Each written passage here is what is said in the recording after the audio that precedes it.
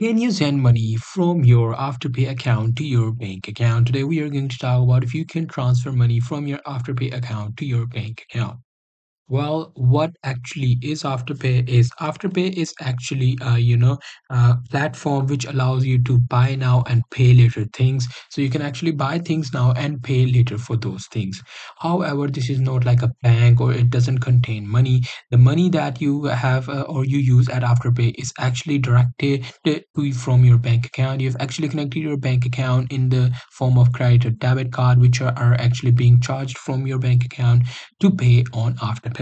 So, indirectly or directly, the Afterpay is not a payment thing. You are only using it to buy now and pay later. So, in order to transfer money, you have to actually transfer it from your bank account. So, just go to your bank account, tap on send or transfer, enter the recipient's phone number, email address, or bank account number to transfer money.